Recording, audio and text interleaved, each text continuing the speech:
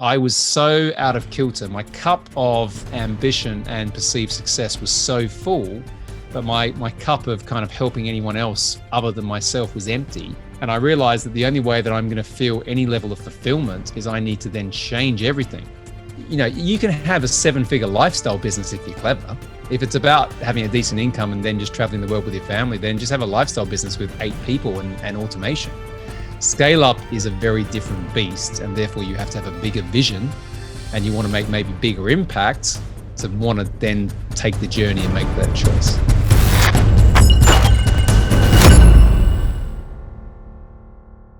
Hi, everyone, and welcome to another episode of the 2%, where we have amazing conversations with peak performers from all walks of life. For what purpose? To help you decode excellence, to help you close that gap between your current and your best self. And today I'm super excited to have a friend of mine on the show named Nick Bradley. And welcome to the show, Nick. Great to have you. Hey, Eric, it's awesome, man. I'm high energy. It's a Friday when we're recording this. Let's do it. Let's have some fun. Now, I know you're going to be explaining a little bit about yourself, but just to fill everyone in who's listening, I mean, Nick is one of the most accomplished people that I know, renowned entrepreneur, investor, author, speaker. I think you've exited now, 24 businesses now? 24 businesses over a span of about 15 years. So yeah, it's a life dedicated to mergers and acquisitions, pretty much. Yeah, and like total value, we're talking in the billions, right? I say it's about 5.2 billion, but there's a couple in there that I've forgotten to add. Right. Okay. There are some big ones in there. So in that 5.2, there are 3 quite significant 10-figure, as in over $1 billion exits. Yeah. So point being, if you're listening right now, you're going to really get a lot of value out of today, because this is a conversation with someone who knows what it takes to scale a business, has done it not just once, twice, but as you've just heard, 24 times, and not for small change, to the tune of, 5 billion, and missing some numbers, as Nick said as well. And, mastery happens repetitiously over time through consistency. And as Nick just said, 15 years. And that's, a good segue to another, obvious passion of Nick's, which is helping, empowering, business leaders and investors to really, reach their full potential with their businesses. Nick also has a podcast of his own. The Scaling Up Your Business podcast has reached number 1, right? And, number 1 in the UK, number 17 in the US, and I think number 6 in the Ukraine or something like that. Oh yeah, we got to get the Ukraine in there, of course. Yeah, 130 countries, but who's counting, right? So yeah, really excited to have you here. And there's another element to Nick, which is quite fascinating for me, because if you've been listening to the show, you know that I'm obsessed with the intersection of peak performance, leadership, and entrepreneurship. And Nick is a genuine, peak performer. He's competed in 67 marathons, 24 ultra marathons. Is that right? That's correct. Yeah. Yeah. So, this is somebody who doesn't just talk a game on the work front. He's lived it on the work front. He lives it on the health front. And last but not least, you're also a family man, right, Nick? I am. Yeah. I've got 2 young daughters who are now 9 and 6, Arabella and Matilda, a lovely wife, a 12-year-old Labrador, and a brand new, I think, 12-week-old Labrador. So yeah. The puppy, look at the puppy. Yes, I know. Family, and my values around that are probably my strongest why. And we can talk around those different things. Everything I do is around legacy and impact and inspiration, and living, the right standards for them. And that's what drives a lot of what I do. Yeah. So, I mean, quite frankly, such a perfect guest for this show, Nick, because one of the things that I always talk about with people is the need to realize our full potential by balancing 3 domains in particular and operating at our best on the health front, on the wealth front, and on the relationship front. And really excited. Let's dive in, because you're definitely overachieving on all dimensions. And awesome. So let's bring you down now. Because I'm happy, man. I've been down a lot. So yeah. It's all good. That's important, because you weren't born this way, of course, right? George Bernard Shaw, we create ourselves. And so you've created that, but I'm sure it hasn't been without struggle. So can you bring it back down to earth maybe for us and talk about how you started and maybe some of those kind of struggles that people can relate to early days? Yeah, I'll talk about it in sort of themes, if you like, because otherwise the podcast isn't that long, right? Yeah. But there are certain things that have happened at certain stages, which are like milestones or points of reflection now when I look at them, because they were bits where the way I describe it in my own mind certainly is I came to the fork in the road and I had a choice of directions, and there's been at least 3 of those which have then defined a lot of what I've done. First one was when I was very young. So my dad left our family when I was 2 years of age. So just a marriage breakup, but that kind of put my mum into a spiral, and she then got married a number of times after that. And it was just a very unstable, difficult time. And of course, when you're sort of 7 or 8 years, they say a lot of how you are now is formed through the environment that you're in. And I remember, well, first thing first, I ate a lot. I put on a lot of weight. I just ate junk food like you wouldn't believe. No one really helped me with that. And I don't suggest that they necessarily should have, but I was pretty young and I didn't know. And I just was eating lollies and ice creams. And I ended up I'm now 75 kilograms. I was like 125 kilograms as a 9-year-old. So 50 kilos more. So it's, I know, right? And there is obviously all of this links back into the running and all that. But what was fascinating about that is I got bullied really badly. I ended up in the hospital after a trip up to Queensland, and no one was really around to give me any guidance and advice. And I had to learn. At first, I made the decision after that I needed to lose the weight. I wasn't happy with myself, the bullying and all that. And it was all to do with being the fattest kid in school. And I just started to study as literally a 10-year-old, how to do exercise more effectively, how to eat more effectively. I just, went and got books in the library back then because there wasn't the internet. And I remember I lost all the weight. And what was interesting about that is that was over about a 2 or 3 year period. So when I went into my teens, I went from the sort of outcast fat kid to being quite athletic and representing my school in some pretty high level sports, rowing and basketball being the main ones. And then that took me into an interesting place. I became obsessed with physicality, and the journey of transformation at that age also taught me about the link between the physical self and the mental self. Mm-hmm. And I look back now, I can see it. At the time, you're thinking, well, how does a teenager even think like that? But I realized that I could change anything if I put my mind to it. Mm-hmm. And so I then started my first business in my late teens. So it was a gym business, a fitness business. It was a personal training studio in the late 80s in South Australia, where, let's be frank, personal training, no one knew what that was then. I was like one of the first in Australia to do it. Yeah. And had a very successful business before I was 20, had 3 staff, was running private training, in a studio outside of a gym. I was doing about 35, 40 hours a week. The business was turning over good money.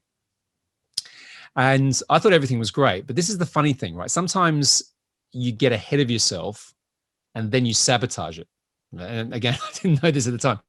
But as the business was getting successful, I remember that a lot of my programming from my family was entrepreneurship equals bad. It equals pain. You need to get a job. My grandfather was a very strong character, one of my most inspirational people in my life at the time. And he was like, get a job, get a job, get a job, for reasons I can explain. So I sabotaged this business that I started. I sold it for 3,000 Australian dollars, which is about the price of a Starbucks coffee these days. Yeah. And I got in my car, literally, I packed my car up, I had this little Ford Laser, thing.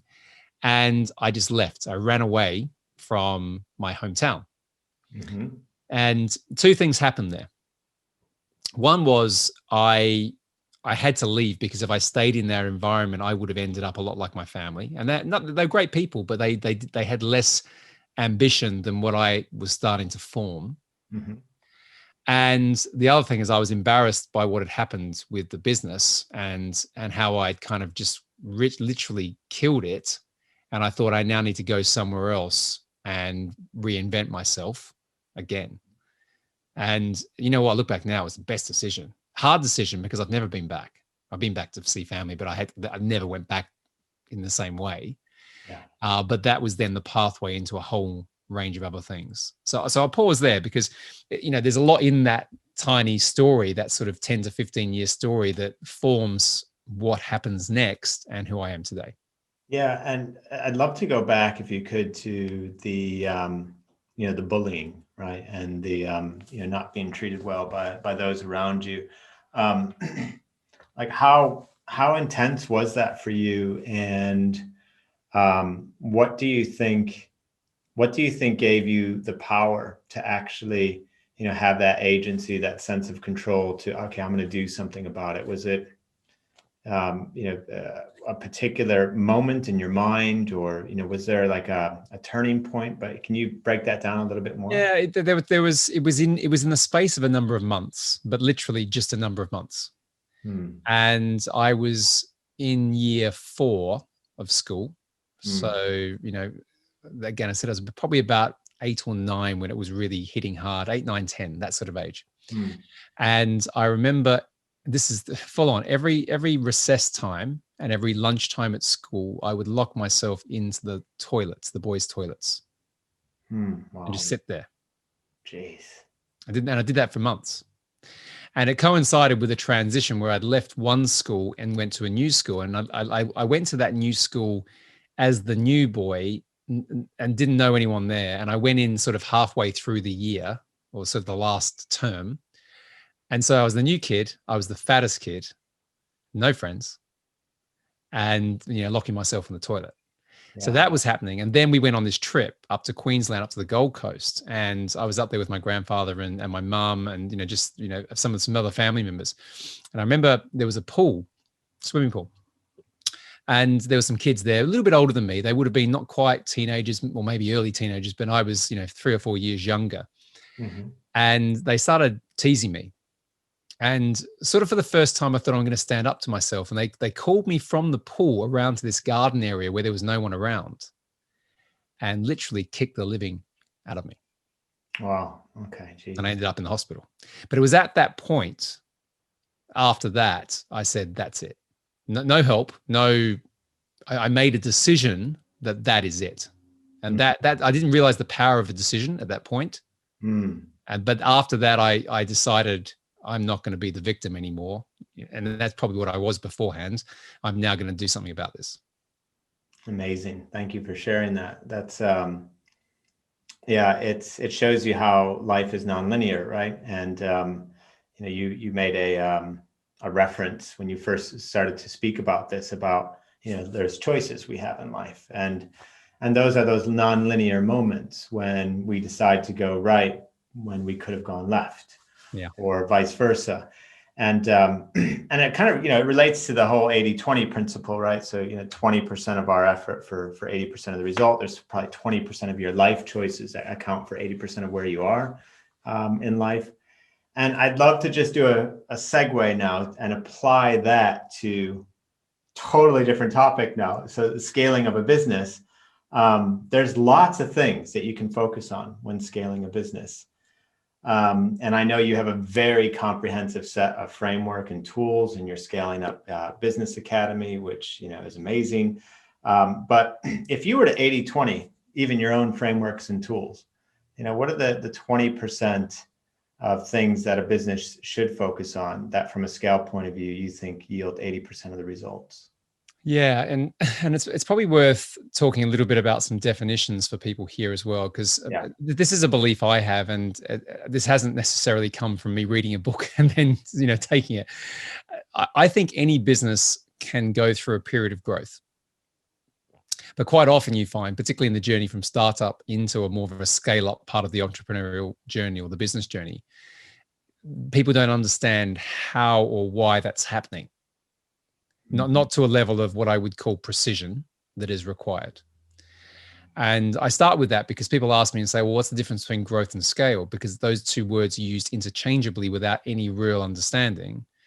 And I say, well, anyone can grow for a period of time, but when you're in a scale position, when you're in a scale part of the journey, it's a level of predictability that is absolutely understood. And the reason it's understood is because you have the right people in the right seats, the right processes, the right metrics. The business operates like a machine. Mm. So to your question about what are the 20% to get to the 80%, well, the first foundational point of that is understanding the drivers that are going to get you to the end game, the result of what you're trying to build. That's different for every business, but ultimately you've got to have the A and B to understand it. And then it's about, being as efficient and effective in those choices in between those 2 points, which are going to get you that result. Now, what most business people do, and we'll talk about identity because it's super critical, is they go from startup, they go into scale up. They think the person that they were at startup is the same person that's going to be successful in scale up. Mm-hmm. And there is a massive difference between the two, both in terms of mindset and skill set. So success, and I'll finish on this, success in that journey is very much first and foremost how the leader needs to evolve and appreciates what that is. And if they can get that quickly and make the transition, that tends to determine how successful a business will be through that part. Amazing. So some of the key highlights that I get from there is, from an 80-20 point of view is really acknowledging and doing something about what are the people required for the business, what are the systems, processes, so people and systems say. Starts with the leader first. And this is something which will resonate perfectly with what you're about, Eric. Yeah. Because unless that bit works, the rest doesn't matter. Yeah. And then on the leader bit, so you talked about, two things in particular. So mindset and skill set to cross that chasm, say from founder to CEO. What if somebody says, well, hang on, I don't want to subscribe to the need to go on that path? Just to clarify, does everyone even need to, do you have to do that journey? No, of course not. No. It's funny when people come to me, and it's a great point, right? Because they go, no, I want to scale. And the first thing I go is, do you want to grow? Do you want to scale? Let's get not semantics, but let's just be clear. And then I say, are you sure? And then they kind of have this look of what? What do you mean? I'm here. You're the scale up guy and I'm here to scale. And now you're telling me or asking me whether I want to do it. And I said, yeah. And the reason is this, right? The reason is this. You're about to walk into the desert, right? With hardly any water. Okay. And you're going to have to trudge through that desert. It's a little bit like an ultra marathon. And, and you have to be gritty, resilient. You're going to have your best day and your worst day on the same day, blah, blah, blah. All for what? Right. And then that's where people go, well, I don't know. And this is the thing, right? You can have a 7-figure lifestyle business if you're clever. If it's about having a decent income and then just traveling the world with your family, then just have a lifestyle business with 8 people and automation. Scale up is a very different beast. And therefore you have to have a bigger vision and you want to make maybe bigger impact to want to then take the journey and make that choice. Yeah. Excellent point. And, you're right. This does come up in my work as well with entrepreneurs and leaders, and when I'm having that similar discussion, I really open up the possibility that you actually don't need to do that journey with just one simple question. I ask, in your mind, is Richard Branson successful? And everyone says unanimously, well, yeah. And so you wouldn't mind having his success, would you? No, not at all. But yet he's never been the CEO of his businesses. He knows to step aside and put in that professional management. Yeah. So I just wanted to clarify that for listeners, because it's a real option, right? And it's a successful option. In the area that I focus a lot of my time now, which is, buying businesses and then building out an empire of multiple businesses in terms of ownership, I'm not the owner operator of anything. I choose to get operational at certain points in time, as you would as well, where your skill set fits a situation, plus you might love it, right? But I'm an owner investor. And to be an owner investor means I can still sit across the strategy. Like, this is where we're going. This is the choices we're going to make to get there, but I don't have to run the operation.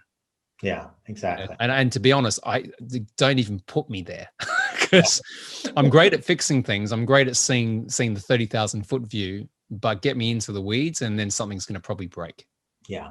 And you mentioned acquisition. That's definitely a subject I want to get into later, because it's yet another way to grow and or scale, right, through acquisition. Yeah, before we go there though, so let's just go back to the leader who does want to cross that chasm.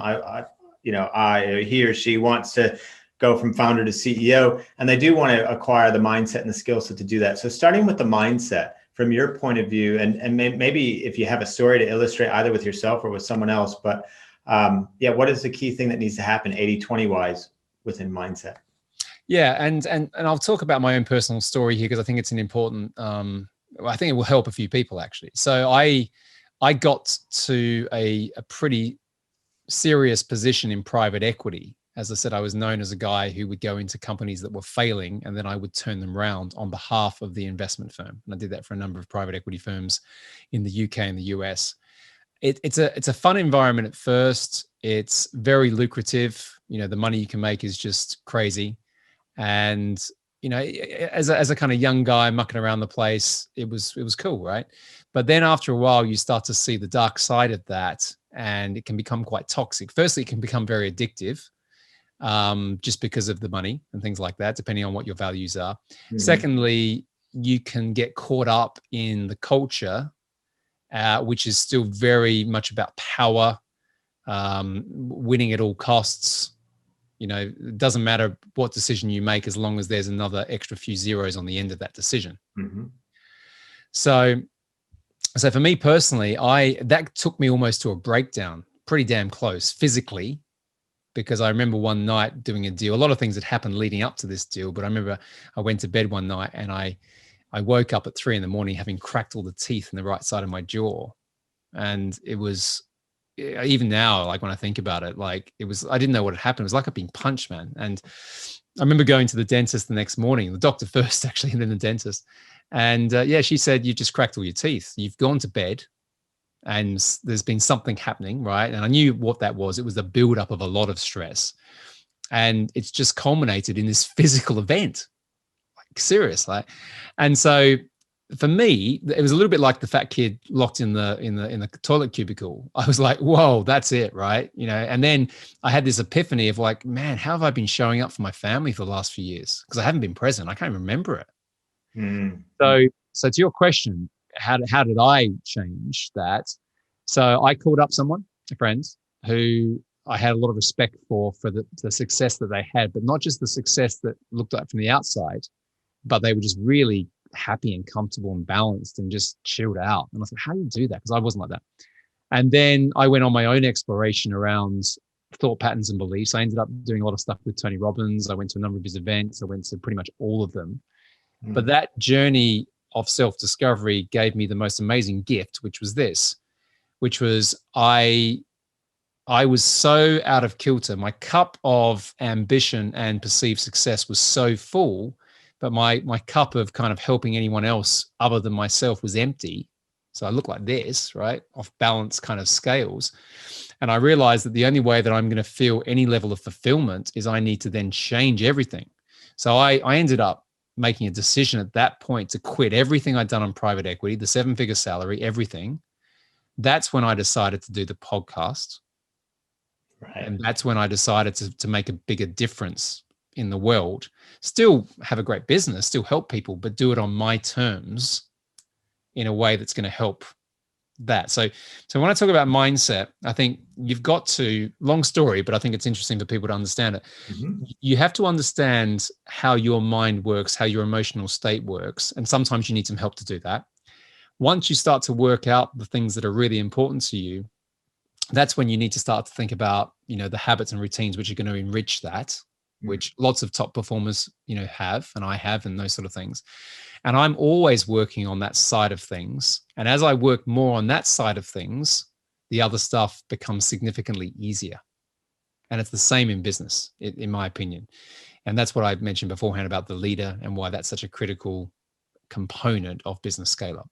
And from a mindset point of view, what have been the key habits, like the Keystone Habits, in your life?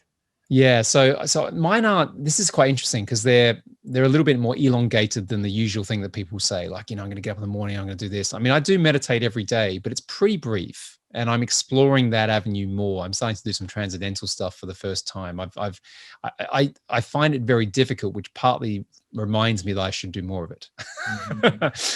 So there's that. For me, running, and that has been 100% my meditation state, or the way of getting me like super clear. Quite often I'll solve any problem I've got on a long run. And I think the reason I started to get into these ultra marathons and things like that, I mean, I still do a very long run on a Sunday, like as a religion. I'm out for hours, and it's the best thing, right? It recharges my whole week. Like, I come back, I'm better in every aspect of my life. So I've got that. And then the other thing that I've found, which has been really interesting, is that I'm really into kind of things like, it's called biohacking, but it's just understanding how different food, nutrients, hydration, all those sort of things affect how you then show up and perform. And when I was in the private equity world, it was lots of red wine and steak dinners. Good fun, right? And I still like have a glass of wine now and then, but like, my eating is fixated on my energy levels. Yeah. And then that means that I can do more and be more. And so there's some of the things that I introduced once I went through this sort of second or third transition that I mentioned. Yeah. Very interesting what you said about problem solving and being in that flow state. And perhaps, accessing, your highest level of creativity, because in one sense, scaling or growing a business is nothing more than a series of lining up the problems to be fixed and then fixing them in the correct order, right? Or in a directionally correct order. Yeah. And I could just really relate to the whole thing about, right, for me, it's when I go for a walk. So I'll be on a long walk. And as a perfect example was, thinking about the job specification the other day of, adding a, new potential member to the team. And it started with a blank sheet. And then by the time the walk was done, because I had this little Google Doc on my phone, as an idea came up, I added it as a bullet.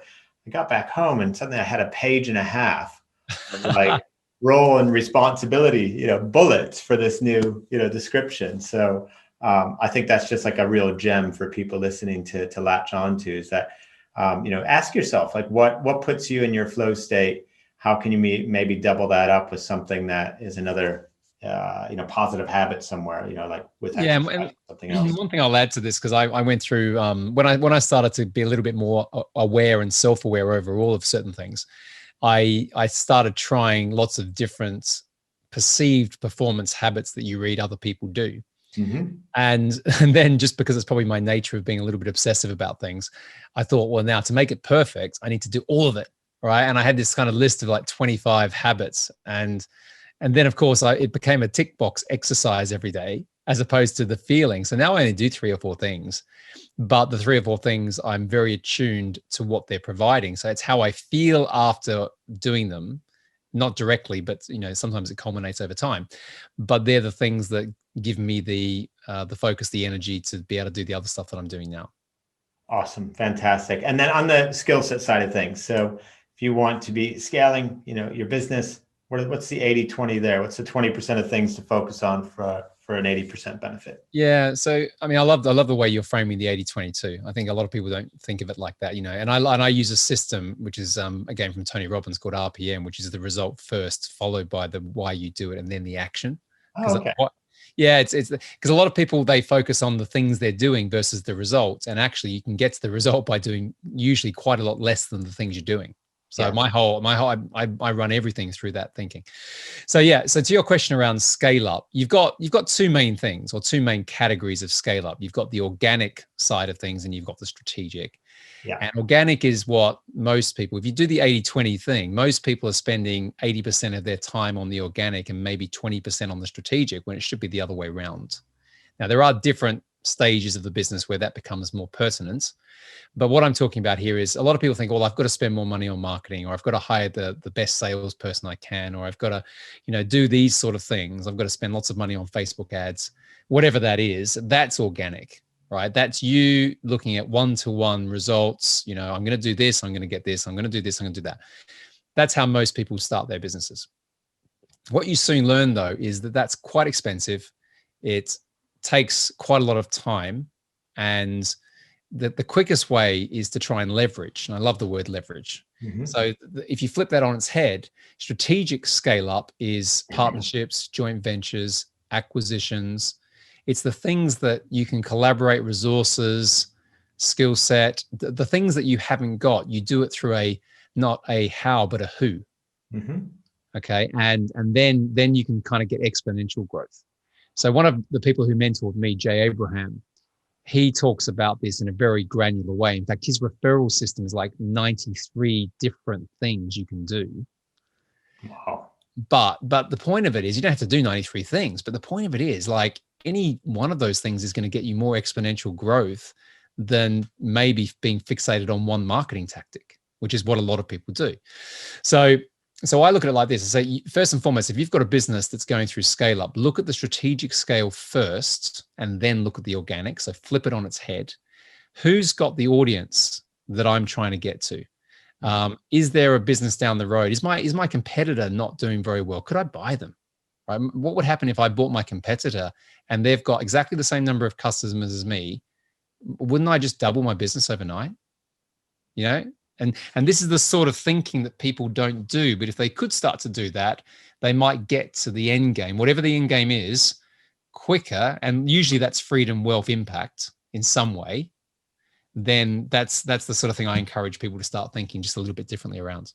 Nice. And so if you had to put that into a newspaper headline in terms of, the skill set focus, what would it be? Oh God, I used to work in magazines for years. So I was always like, write the cover line and then find the story. Right? Yeah. Oh God. Okay. Like, God, you test me. I want this to be really good now. I'm giving you material for your marketing later. Well, it is. Well, I often say, something like, why build your empire when you can buy it? Okay. Cool. Well, let's pull on that thread. So I know acquisition is something that you are particularly passionate about, especially right now.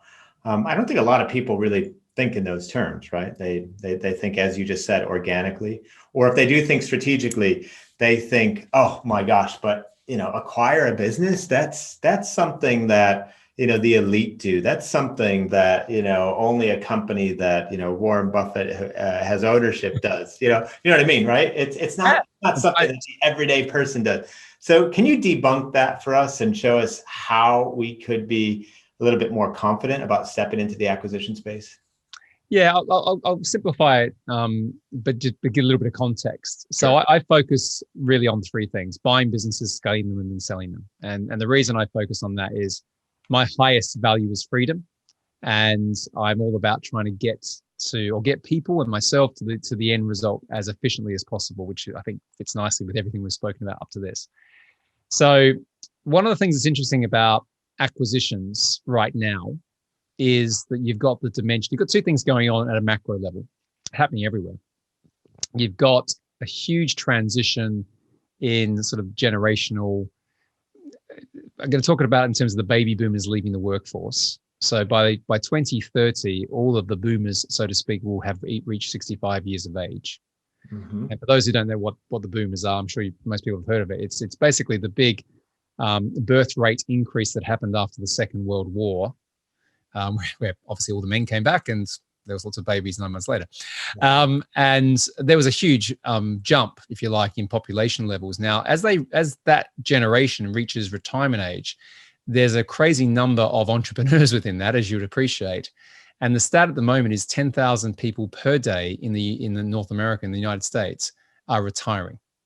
Wow. Per day. That's right. And it's like, I mean, just think about that for a second. And there's another really interesting stat that in 2019, there were 2.3 million small businesses listed. Now, small businesses are defined as under 10 million in revenue. So that's still reasonably big for depending on people's aspirations. But there were 2.3 million were listed and only 1 in 12 sold. So that stat's crazy, right? And then you think, well, what happened to those businesses? Well, they got closed down. And they got closed down because a lot of people don't have succession plans. They don't have a natural place to hand the business over. So the reason I say that is if you think about the opportunity. Now, we're not talking about tech startups in, Palo Alto. We're talking about profitable small businesses still generating in the millions of revenue and therefore in the hundreds of thousands, if not low millions in profit, that are getting closed down. Right? Crazy. Yeah. So the opportunity, there's two things here. There's two opportunities. You can be what I call a acquisitions entrepreneur. So you can enter the world of entrepreneurship instead of starting a business, but buying a profitable existing one. And you can use some very interesting financial mechanics so that you don't have to turn up on day one with a checkbook with, hundreds of thousands or millions. I mean, I'm about to do a deal. So I'll share the numbers. I won't talk about the sector. Small business. So the business is doing 1.2 million at the moment in top line revenue. It's doing just around about 400K in net profit. Now, I'm going to buy that business through some various things, or hopefully buy it, still in negotiation stage. The amount of capital that I'm putting into that deal is $35,000 of my money. Amazing. Now I'm paying for the business of just over 1.1 million, but I'm only putting $35,000 in. Wow. So just to stop there for a second. So how am I doing that? Well, I'm using some asset finance against the assets in the business. And then I'm doing something called seller financing, which means I'm going to pay the seller of that business back over 3 years, actually 3.5 years on this deal, from the profits of the business that I'm going to acquire. And people are probably going, what's he talking about? Think of it like you've got a house. If you buy a house, you've probably got a mortgage. You get to live in that house for sometimes 25, 30 years, still paying it off, but you get the enjoyment of that house. Exactly the same. I own the business, but I'm paying the seller off over 3 or 4 years, but I still own the business. I still get all the rest of the profit. That's mine. And so that's the opportunity for people, whether you are, you've got an existing business and you want to bolt other businesses to it, or whether you want to become an entrepreneur through acquisitions. And to be clear for people listening, that in that example, you weren't leveraging assets from your decade and a half of experience in other businesses or something. Everything was being done within that one transaction, right? So yeah. And the only thing I will say is, I've done this for 15, 20 years, right? So I do have experience of it. But what's fascinating right now is people can do this. The one thing I will say is, it's better if you have at least some domain expertise in something. Let's say you're leaving the world of corporate and you've been in marketing for years. That's probably the best role, actually. And you're thinking, well, I don't want to go and work for someone ever again. The pandemic's hit, what is job security going to be like now in the future? I now want to be an entrepreneur, but I don't want to start a business. If you buy, a car wash in Texas, or we looked at some landscaping businesses in West Palm Beach, you can go in there and a lot of these businesses haven't even got websites, Eric. I mean, it's crazy really what's going on. And so you can go in there and get the deal done. So there's a little bit of, you need to learn how to do that. But then if you apply your marketing expertise in the scale up part of that, you can add value to a business pretty damn quickly that's already profitable.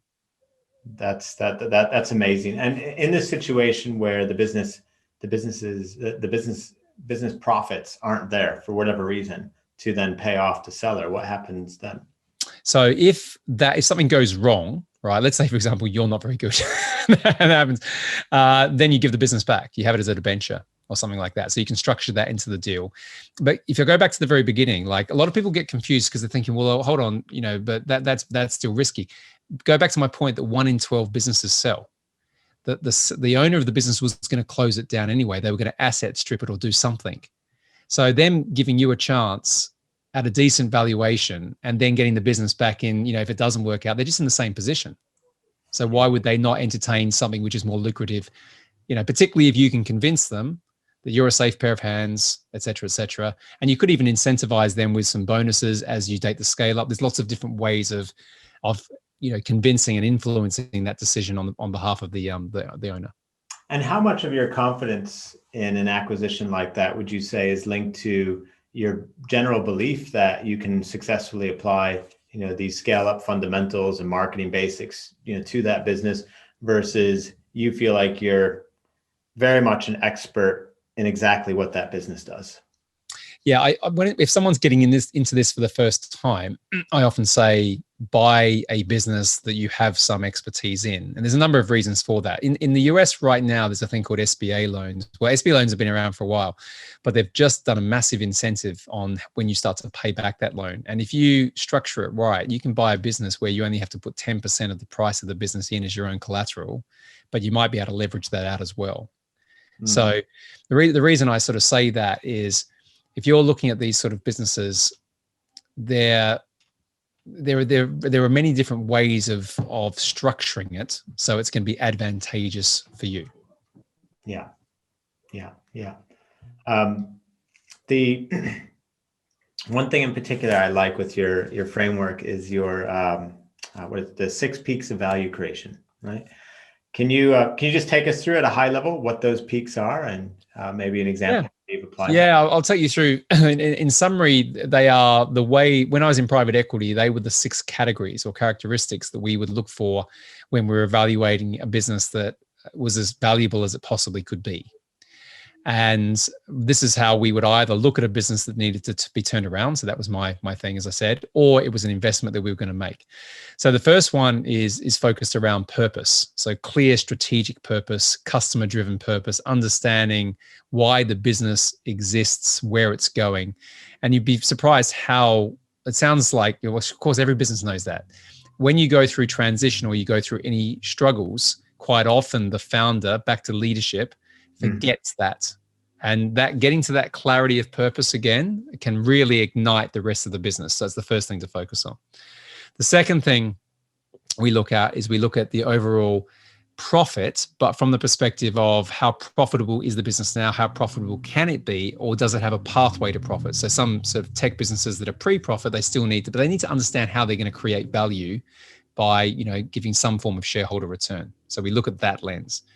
Then we look at the proposition. So the proposition being, do you understand who you're serving? Very, very clear idea of your target audience. And do you understand the problem?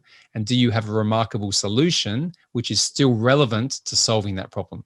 And the reason I say still relevant is because a lot of the world's so quick these days, particularly with digital and all sorts of other things going on, that sometimes that relevance can change within 6 to 12 months, as we've seen with the pandemic. Then we're getting into predictability. So how predictable is the sales and marketing engine? So do you have a predictable flow of the right customers driving some form of recurring revenue?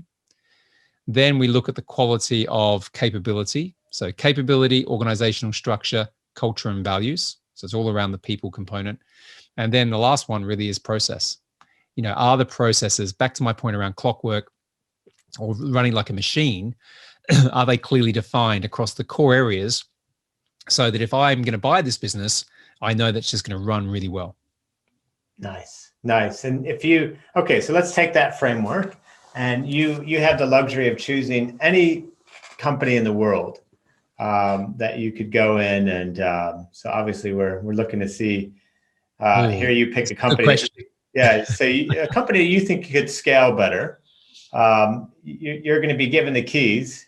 You tell us the company, you get the keys, and then where would you be focusing in terms of that framework to accelerate scale?